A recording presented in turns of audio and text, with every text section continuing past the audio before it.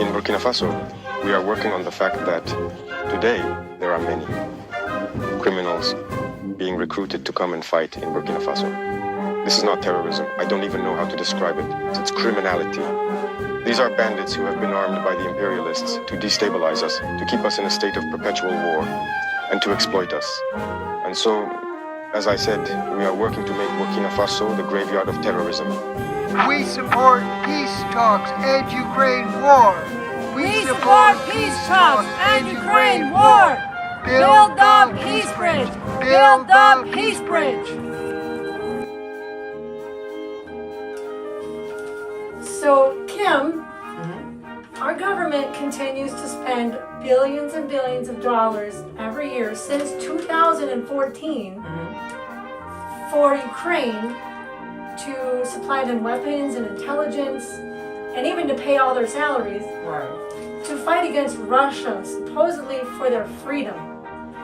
So, as an African person in America who didn't vote for this war to continue, where do you think that those billions of dollars would better be spent to help develop our country? Oh, well, me personally, I think it should be spent on people who want higher education, right? If anybody who want to better themselves, they should be supporting that. 2, a person who want to start their own business to support their family, the government should support that. At least help them get on their feet. 3, I say farmers. Farmers is the people who keep the land rich, so that way we can eat. And then women and children. Women who have personal hygiene problems and babies who need food, you know, and clothes, need their pampers changed. I think that's what the government should be funding instead of sending our money to other places. Oh, and they shouldn't be giving money to people who want to come here to this country. Because if I want to go to another country, I have to take my own money, right? Right? Yeah, okay. Yeah, totally. When I was a little boy, sometime in the early 50s, my family had a 78 RPM record with someone like the Weavers or the Almanac Singers, some early singing group, and they sang a song called Last Night I Had the Strangest Dream. It's a song about peace. Last night I had the strangest dream I'd ever dreamed before. I dreamed that all the world agreed to put an end to war. And the people in the streets were low, were dancing round and round, while swords and guns and uniforms were scattered on the ground. Last night I had the strangest dream. Feel out.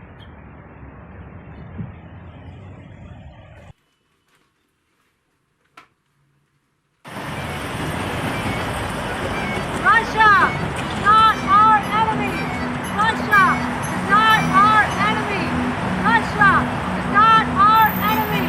We want to thank Tulsi Gabbard, the Director of National Intelligence, for revealing that the Russiagate hoax is a lie. Obama, James Comey, and John Bolton, and the FBI, they lied to Congress so that America would enter a war against Russia and kill hundreds of thousands of people. Hundreds of thousands of people are dead in a war for no reason. Russia did not interfere in the 2016 elections. As a matter of fact, America interfered in the 2014 elections in Ukraine and installed a neo-Nazi regime to murder civilians, burning people alive in a trade union house. That's not freedom, that's not revolution, that's a coup. Russia is not our enemy. Russia is not our enemy. I'll tell you what revolution looks like. We go to Burkina Faso in West Africa. They're partnering with Russia to build up their food sovereignty and to develop peaceful nuclear energy. Another topic that persists and is important is the Ukrainian issue. Russia declares itself ready to negotiate without preconditions, while Ukraine constantly imposes constraints. Moreover, Kyiv supports terrorists in the Sahel. In your opinion, who does not want peace for our two countries? I think that even before now, there was the Turkish President Erdogan who managed to create a framework for dialogue. And I believe that the two presidents met at that time. It was only the beginning of the operation. All of us hoped that it would lead somewhere, that the weapons would fall silent, and that everyone would return to good intentions. But it was the Westerners who came and told the Ukrainian president not to accept. We followed all that. And in the end, what did it lead to? Well, I think all of this falls under manipulation.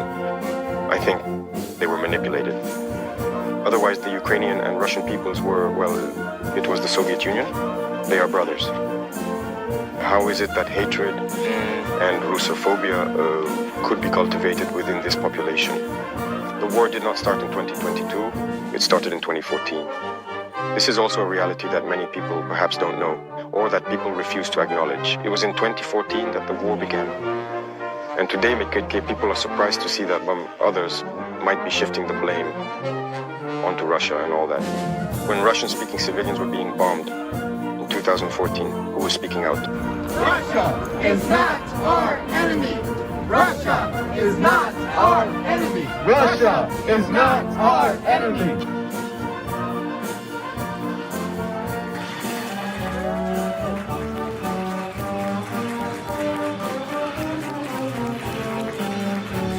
The energy revenue to rebuild the industries of Russia, and he made Russia once again a strong economy. And that is why U.S. media demonizes Russia. That is why the U.S. government toppled the government of Ukraine in 2014 with the Euro made coup and installed a fanatically anti-Russian regime in Kiev. You know, I saw a CNN reporter claim that Ukraine was a peaceful country until now.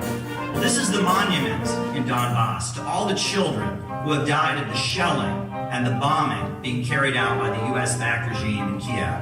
14,000 plus people dead, children who have died. It hasn't been a peaceful country. The people of Donbass have been subject to 8 years of bombing, 8 years of shelling, 8 years of a food blockade. And Russia is now moving in to protect them, to bring an end to this.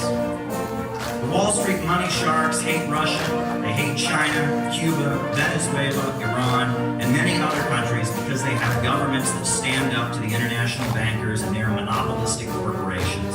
And it's not a good situation. People are dying and it needs to end. And we need there to be a negotiation. We want there to be peace in Ukraine, and that means that our leaders sit down and negotiate. It doesn't mean that Boris Johnson gets on the phone and wrecks a peace deal just because he wants people to keep dying. Global food crisis spawned by a war. That's right. Russia is not our enemy. Russia is not our enemy. Russia is not our enemy. Russia is not our enemy.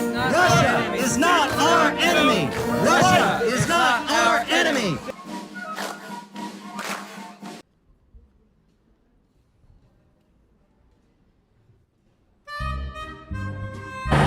Our farms in America, Europe, they're going under. Why? Because the imperialist globalists want to reduce the amount of food in the world. They want to reduce the population. Russia's having a farming boom. Burkina Faso is having a farming boom. They're giving tractors to farmers. They have a farming brigade. They're making farming cooperatives. They build tomato processing plants and wheat processing plants so they can produce their own products and sell them on the market and support local farmers. That's what revolution looks like. Not toppling World War II memorials, not burning people alive in a trade union house, not sending Tomahawk missiles into Moscow. Revolution looks like the people getting together and rebuilding the city like they are in Burkina Faso. Revolution looks like a government of action that fights for working families, not for Wall Street and the London Stock Exchange. Revolution is not praising Luigi Mangione. I'm married to Luigi's AI. Revolution is uniting with your neighbor, caring for your neighbor, building up this country. Our roads are falling apart. Our schools are falling apart. And we got billions of dollars for Nazis in Ukraine to start a nuclear war with Russia. Russia is not our enemy. Russia is not our enemy. Russia is not our enemy.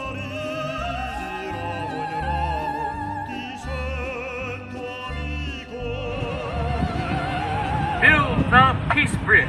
Build the peace bridge. Build the peace bridge. Build the peace bridge. Build the peace bridge. She's got the idea.